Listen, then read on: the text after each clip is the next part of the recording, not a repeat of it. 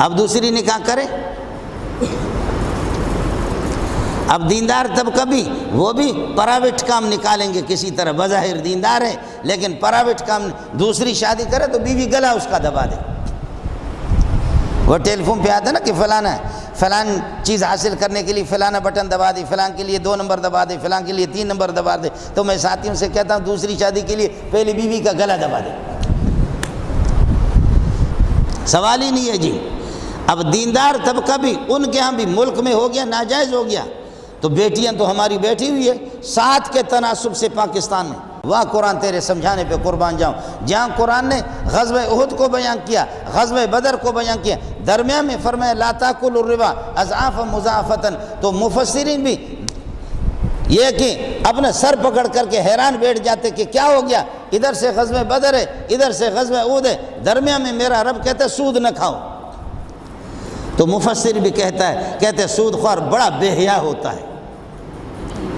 مفسر بھی کہتا ہے کہ سود خوار بڑا بے حیا ہوتا ہے. سود خوار کبھی بھی جہاد نہیں کر سکتا، وہ مولوی بھی ہو تب بھی بے حیا ہوگا. پھر وہ کہتے ہیں چونکہ چنانچہ دراصل میں یوں اس طریقے سے وہ بھی ہیرا پھیری کرے گا. پھر وہ ادھر غزوہ احد ہے ادھر غزوہ بدر ہے، درمیان میں قرآن کہتا ہے لا تاکلوا الربا اضعافا مضاعفۃ، دگنا سے گنا اس طریقے پر ربا سود نہ کھایا کرو.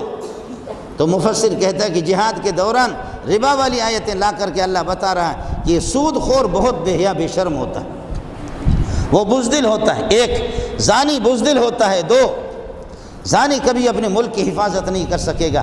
جس ملک میں تم زنا کو رواج دے رہے ہو تو اس ملک کے اندر وہ ملک کیسے ترقی کرے گا؟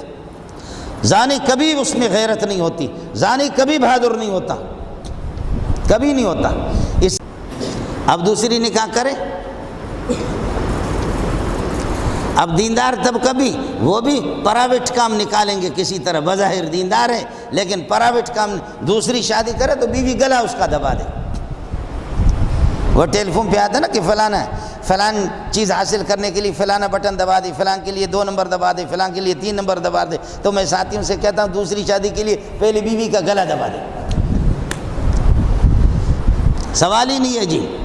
اب دیندار طبقہ بھی ان کے ہاں بھی ملک میں ہو گیا ناجائز ہو گیا، تو بیٹیاں تو ہماری بیٹھی ہوئی ہے 7 کے تناسب سے پاکستان میں. بسم اللہ الرحمن الرحیم. السلام علیکم دوستو، اسلامک اردو بیان یوٹیوب چینل پہ خوش آمدید.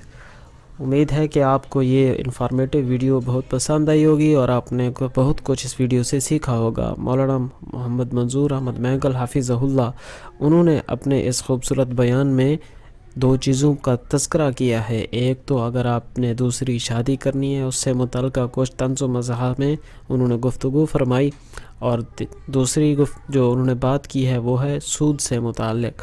اللہ سے دعا ہے کہ اللہ رب العزت ہمیں ہر طرح کی برائی سے محفوظ فرمائے اور ہر اچھے طریقے ہر اچھے کام کے لیے ہمارا انتخاب فرمائے.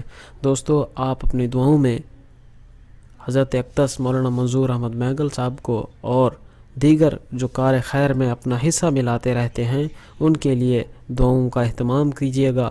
اللہ علماء کی حفاظت فرمائے، اللہ اس وطن عزیز کا حامی و ناصر ہو. دوستو، مجھے امید ہے کہ آپ اپنی نیک دعاؤں میں اس وطن عزیز کو ضرور یاد رکھتے ہوں گے. وطن عزیز میں بسنے والے باشندوں علماء کو بھی آپ ضرور یاد رکھتے ہوں گے.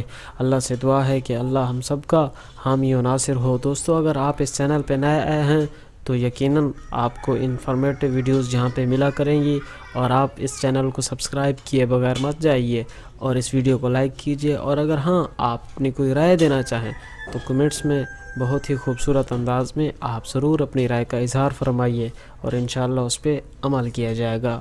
دعا ہے کہ اللہ آپ سب کو، سامعین کو، ناظرین کو خوش و خرم رکھے. اجازت چاہوں گا. اللہ حافظ.